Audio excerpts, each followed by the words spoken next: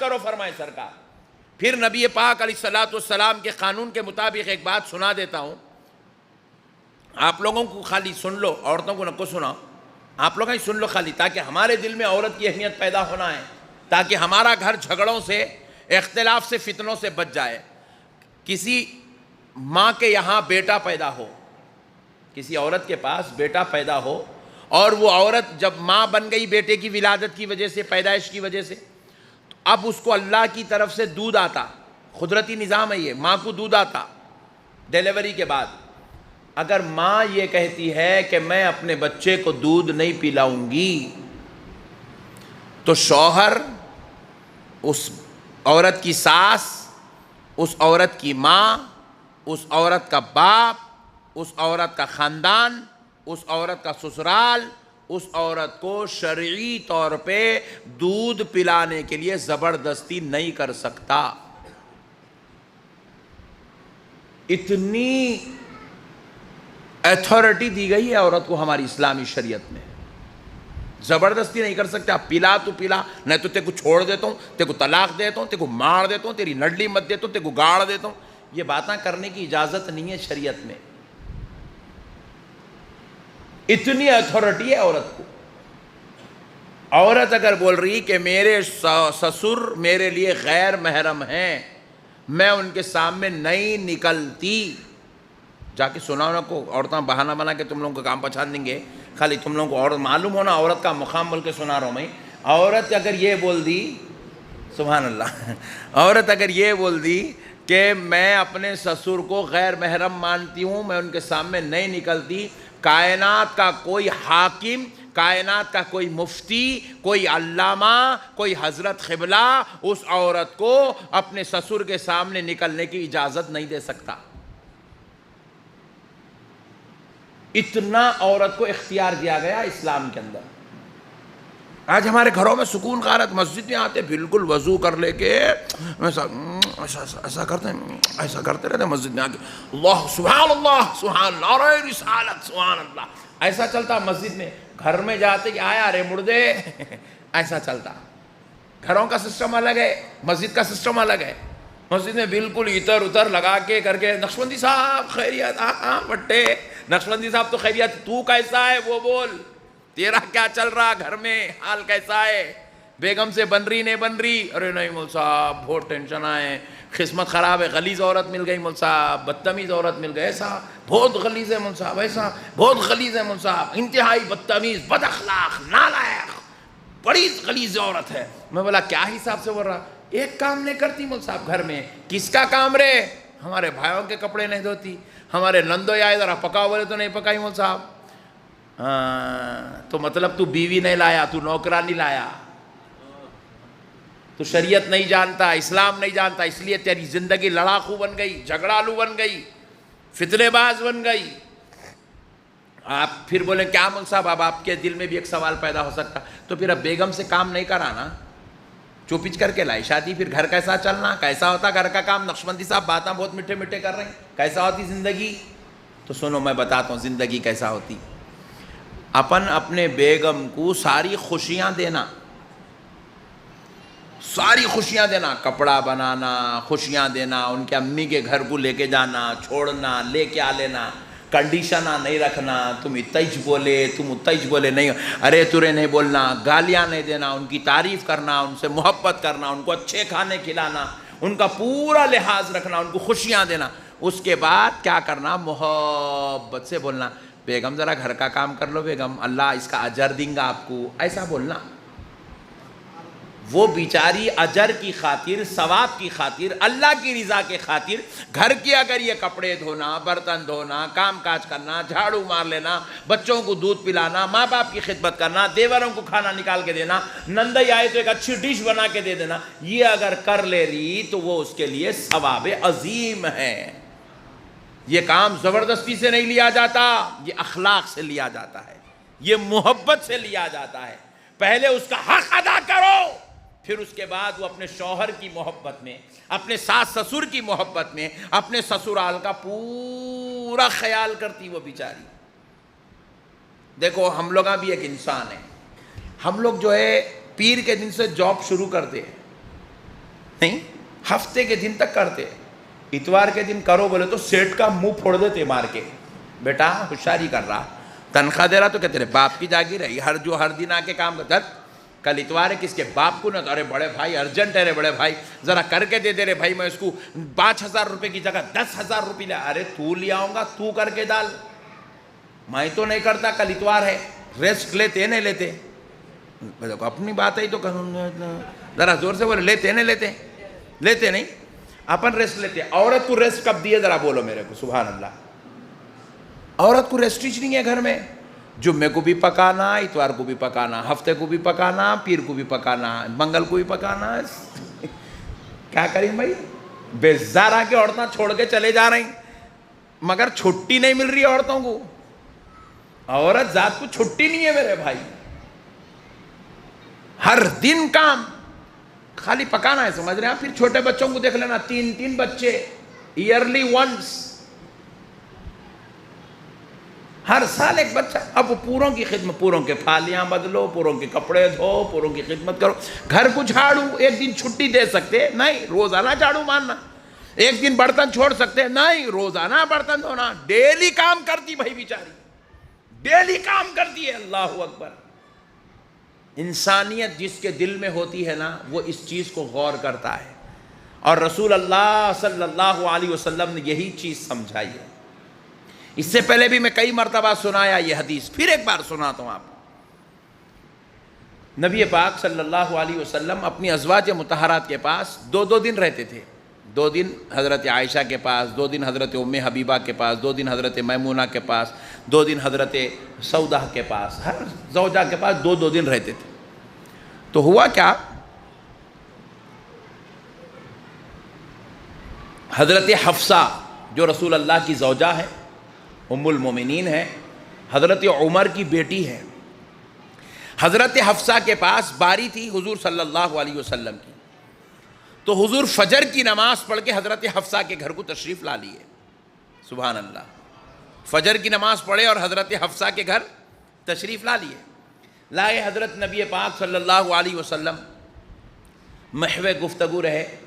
پھر جب ناشتے کا وقت آیا تو حضرت حفصہ نے رسول اللہ صلی اللہ علیہ وسلم کے لیے دسترخوان بچھایا, ناشتہ نکالا. نبی پاک علیہ السلام نے ناشتہ تناول کرنے سے پہلے کہا, حفصہ آپ بھی میرے ساتھ کھانا کھا لیجئے.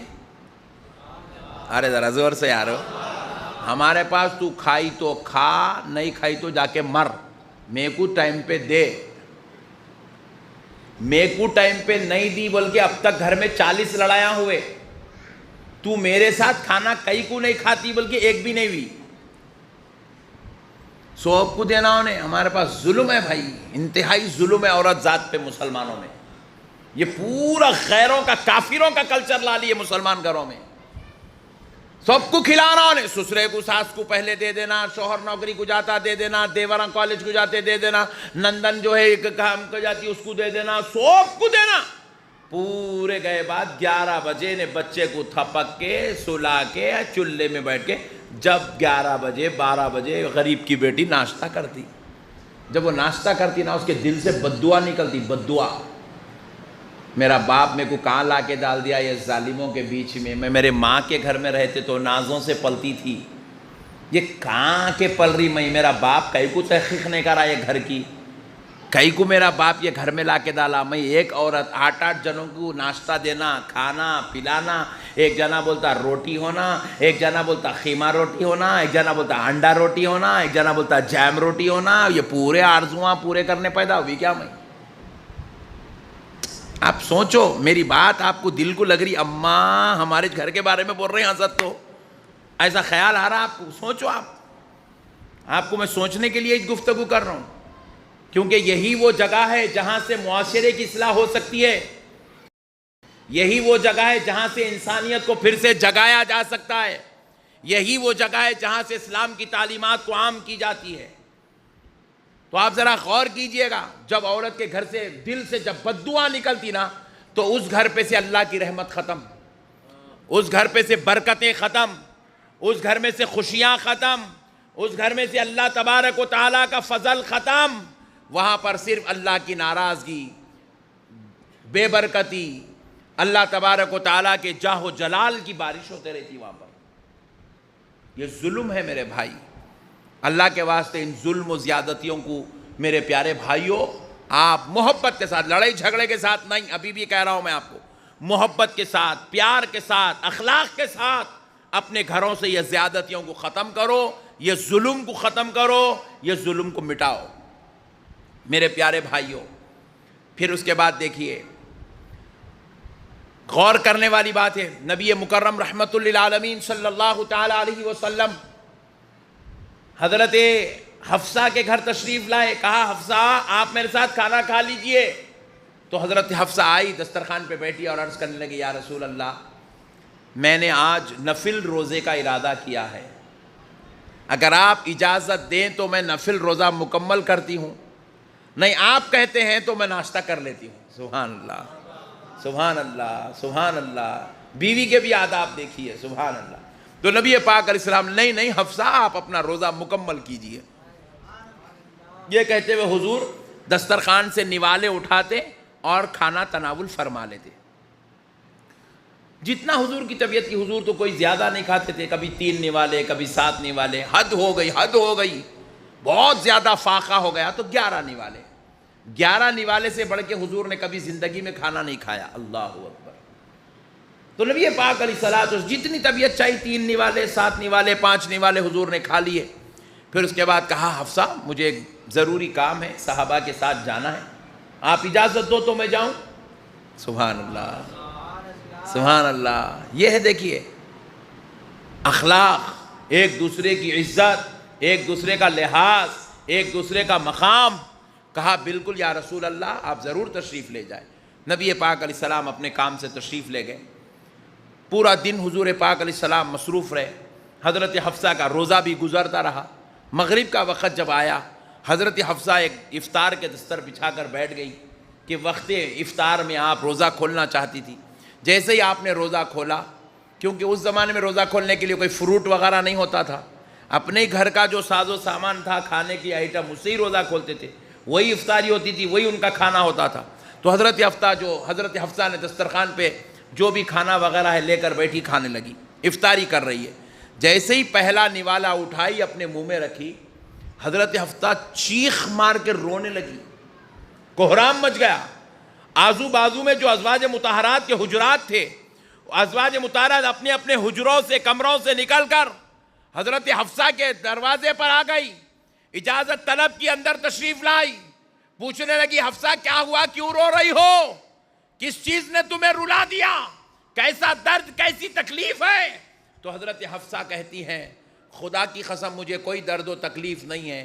پوچھا پھر کیوں رو رہی ہو، کہتی ہے کہ میں نے ابھی افطاری کے وقت میں ایک نوالا اپنے منہ میں لیا، اس میں اتنا زیادہ نمک ہے، شاید میں بھولے سے 2 بار نمک ڈال دی. اتنا زیادہ نمک ہے کہ میں خود وہ کھانا جو اپنے ہاتھ سے بنائی میں اپنے منہ میں نہیں رکھ سکی. نمک کی شدت کی وجہ سے میں نے اسے زمین پر تھوک دیا دسترخوان پر. مگر یہی کھانا میں نے صبح میں رسول اللہ صلی اللہ علیہ وسلم کو ناشتے میں پیش کیا. آقا علیہ السلام یہ کھانا تناول فرمائے، نہ آپ کی پیشانی پہ بل آیا، نہ زبان پہ شکوہ شکایت آئی، نہ آپ نے مجھ سے کچھ کہا، اور آپ تشریف بھی لے گئے. اللہ اکبر کبیرہ.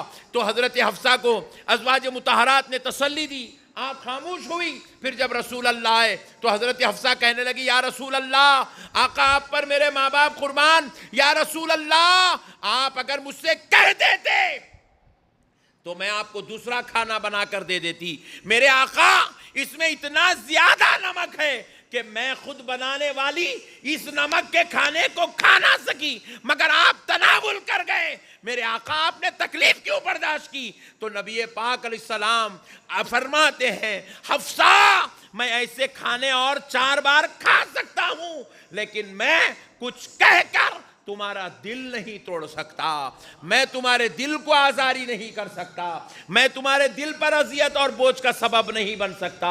اللہ اکبر کبیرہ۔ ذرا غور کیجئے گا میرے پیارے بزرگوں اور دوستو، یہ نبی پاک علیہ السلام کے اخلاق، یہ نبی کا کردار، ازواج مطہرات کے ساتھ نبی کا یہ برتاؤ تھا، یہ انداز زندگی تھا، یہ طرز عمل تھا۔ حضور کہہ رہے ہیں حفصہ جو نوالا تم نہیں اٹھا سکی محمد اٹھانے تیار ہے، لیکن میں تمہیں تکلیف دینے کے لیے تیار نہیں ہوں۔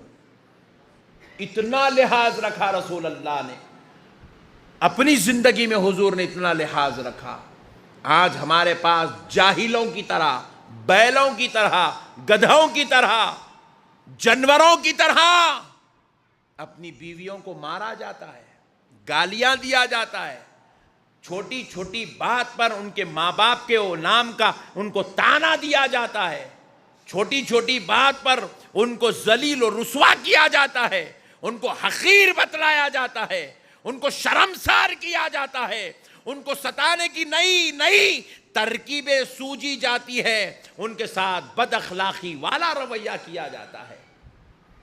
میرے پیارے بزرگوں اور دوستو، نبی مکرم صلی اللہ علیہ وسلم نے اپنی امت کو یہ تعلیم نہیں دی، خدا کی قسم حضور نے یہ تعلیم نہیں دی۔ آپ اور ہم ہمیشہ کیا چاہتے ہیں، ہماری مزاجوں میں یہ سڑیل چیزیں بس گئی ہے، ہم یہ چاہتے ہیں سامنے والا ہمارے ساتھ اخلاق سے پیش آنا، اس کے بعد ہم غور کریں گے ہم کو کیا کرنا ہے۔ سامنے والوں سے پہلے امید رکھتی اپن۔ اس کی ایک مثال دیتا ہوں میں آپ کو۔ کسی کے گھر میں جا کے آپ بیٹھے تو ان کو بولتے کیا میاں بچوں کو سلام کرنا نہیں سکھائے تم؟ مطلب آپ ایک امید لگا کے بیٹھے ہوئے ان کا بچہ آپ کو سلام کرنا۔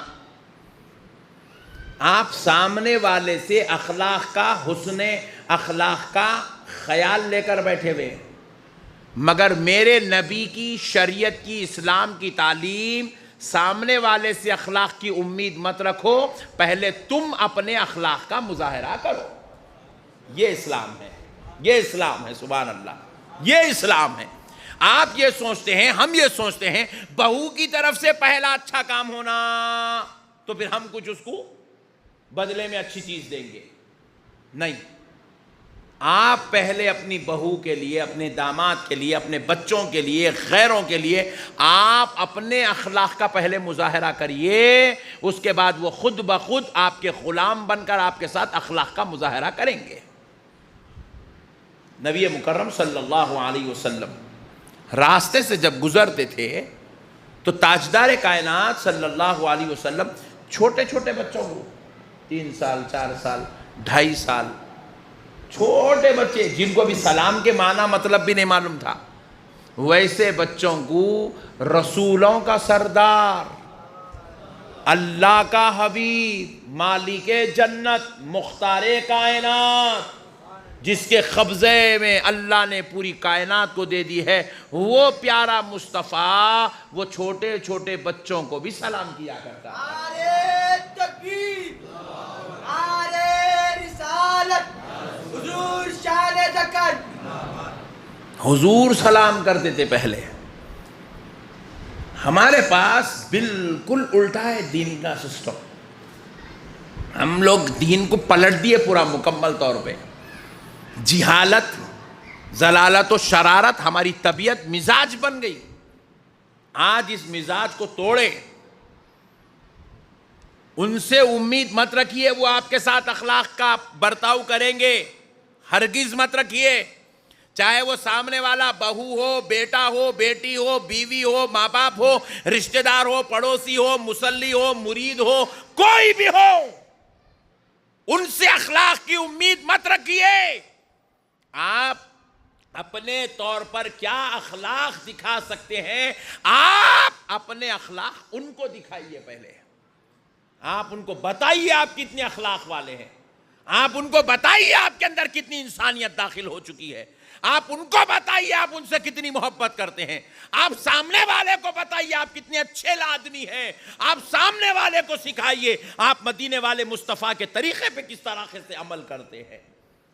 پھر اس کے بعد سامنے والا خود بخود آپ سے محبت کرے گا، آپ سے پیار کرے گا، آپ کو چاہنے لگے گا، آپ کی خدمت کرے گا۔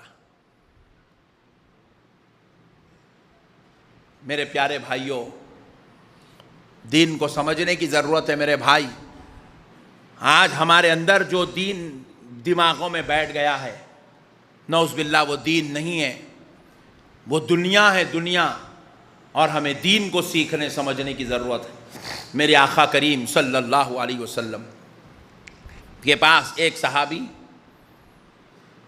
اون کا کپڑا لے آئے، چمکدار سلکی کپڑا، ہاتھ سے گوندا ہوا اون کا کپڑا لے آئے، لے آ کر گلابی رنگ کا تھا، نبی پاک صلی اللہ علیہ وسلم کی خدمت میں پیش کر دیے۔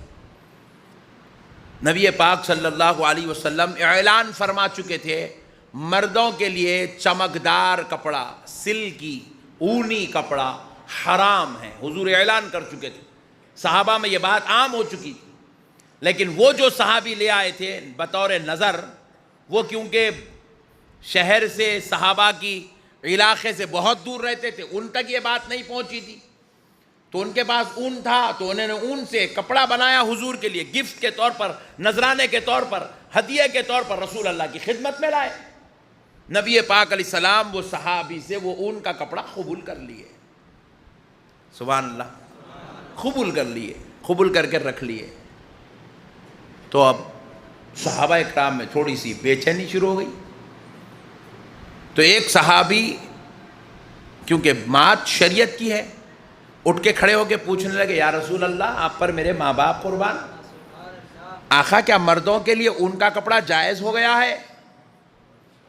تو نبی پاک نے فرمایا، نہیں صحابی، مردوں کے لیے اون کا کپڑا ابھی جائز نہیں ہے۔ پھر یا رسول اللہ، آپ نے قبول فرمایا، اس میں کیا حکمت ہو سکتی ہے؟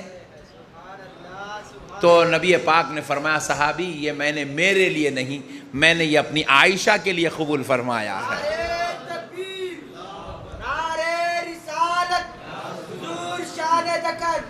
آپ اندازہ کیجئے، نبی پاک علیہ السلام نے کہا یہ چیز ہمارے لیے تو منع ہے، لیکن ازواج مطہرات کے لیے، خواتین کے لیے، اسلامی ماں اور بہنوں کے لیے تو منع نہیں ہے۔